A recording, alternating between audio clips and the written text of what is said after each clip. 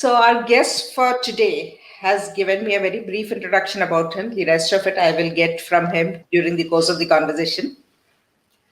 Vardaan is a BTech in nautical technology, and as a, uh, he just the normal consequence of it is that he's working with the merchant navy now.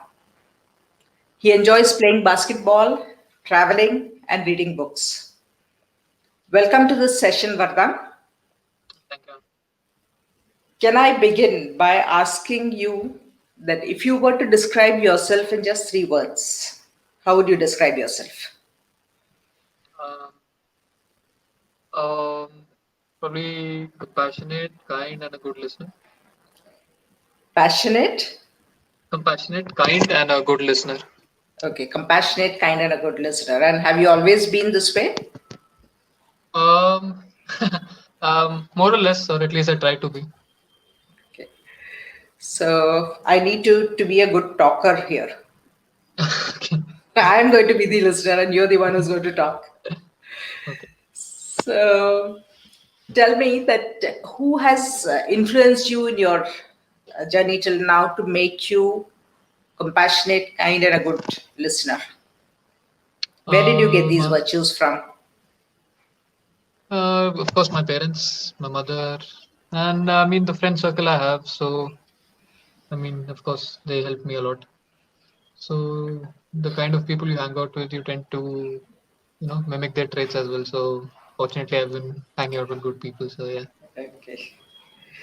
So, and I believe you have been able to hang out with a lot of people having an RB background. Ah, yes, that's true. Every 2 years or so, you get to move around. Friends in a lot of places. Also, my profession, you meet people from different nationalities as well. Yeah. So, yeah, you tend to interact with different people. So, since when have you been in working with the Merchant Navy? How many years is it now? Uh, 2016 started my internship with the same company. I've been working ever since with the same company.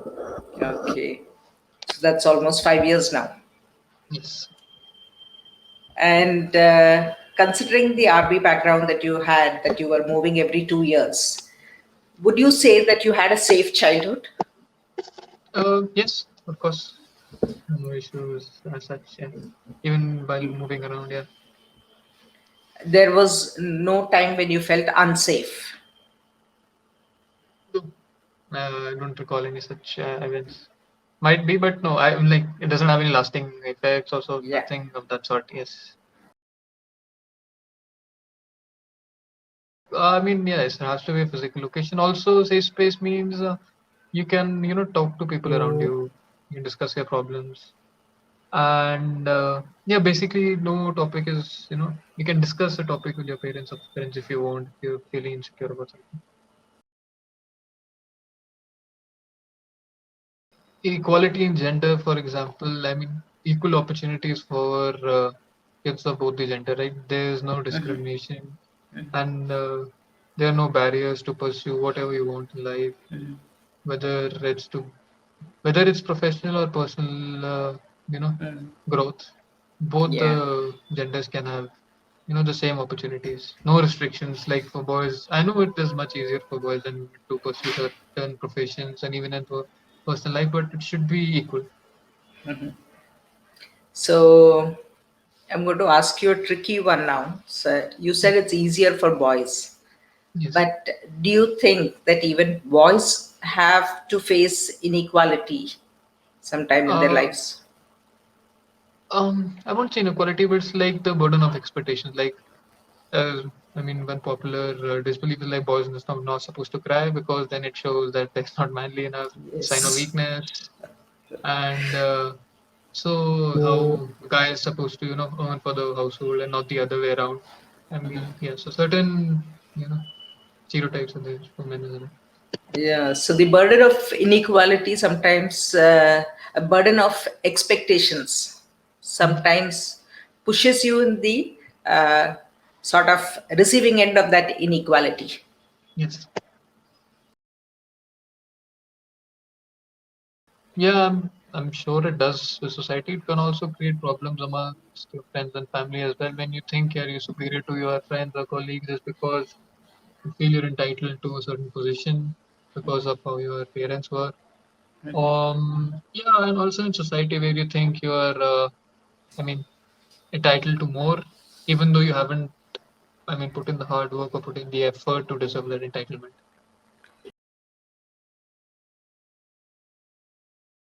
It is there because it doesn't get reported much because people usually hush it up. But Yeah. yes, I'm sure it is out there.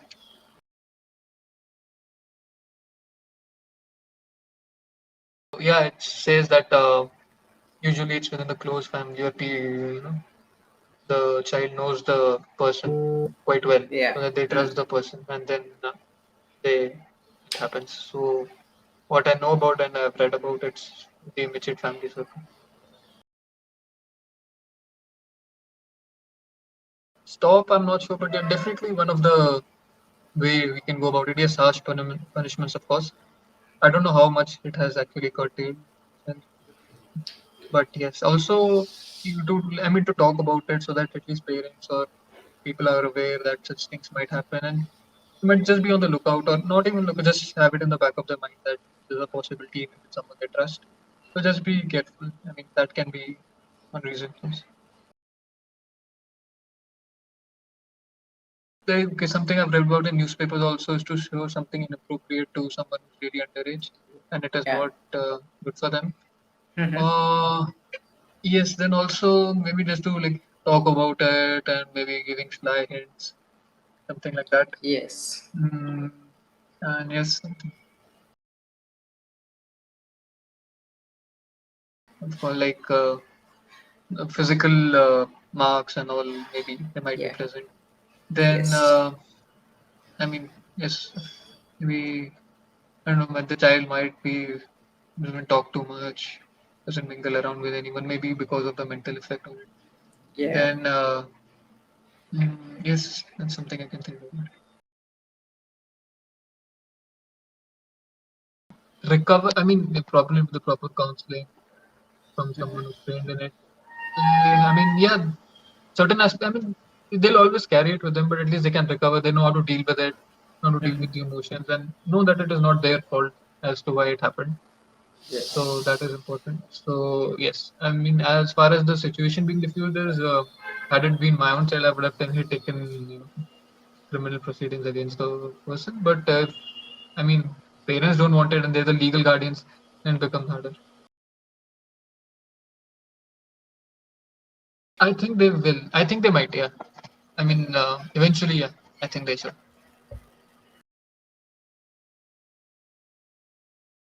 Yes, definitely. I think they should. Once they've ascertained the facts, when they talk to the counselor, she'll probably explain the criminal side of it. The legal side of it as well.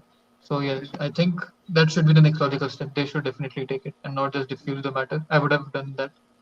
Not Yeah. just diffuse the matter. If even if the chachu had apologized, I know it's not easy, but it has to be But done. it What has he to be did was done. wrong. Yeah, what he did was wrong.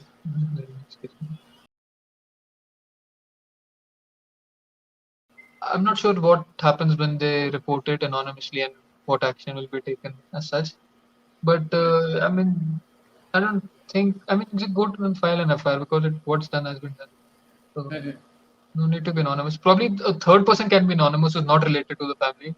Hmm. That could still be there if the family is not reporting. But if the family knows this has happened, then I think they should go to the police.